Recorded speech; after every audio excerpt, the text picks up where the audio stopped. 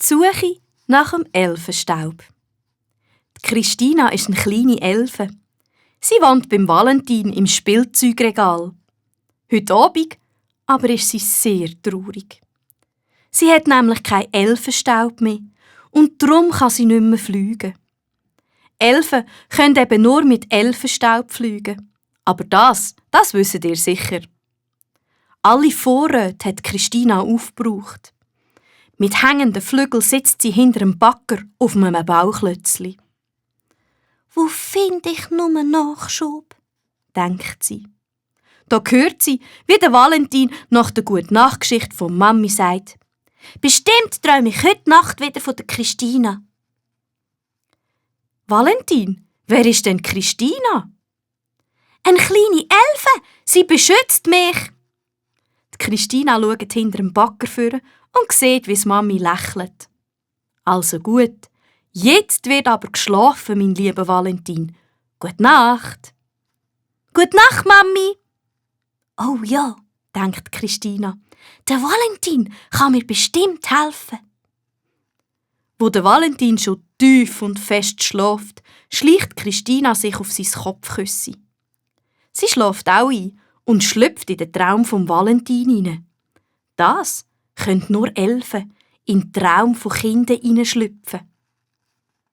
«Hallo Valentin, du, ich habe keinen Elfenstaub mehr. Was soll ich jetzt nur machen?» «Oh, du Arme, du! Warum holst du dir nicht einfach noch mehr Elfenstaub?» «Weisst du denn wo?» «Natürlich, auf dem Mond!» «Auf dem Mond? Da bin ich schon lange nicht mehr.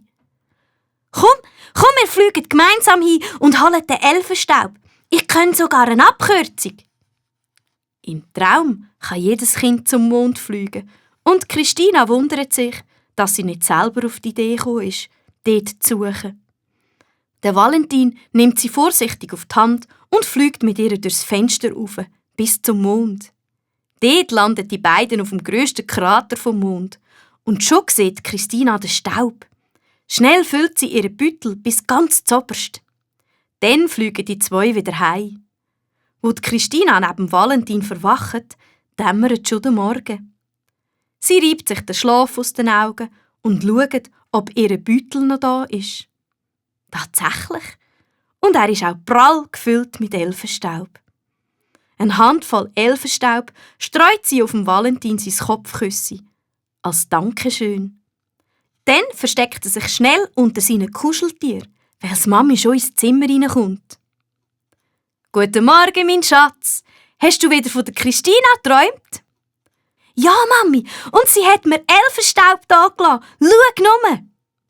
Die Mami schaut den Glitzerstaub an. «Hast du gestern etwa wieder noch mit deinen Elfenfiguren gespielt?»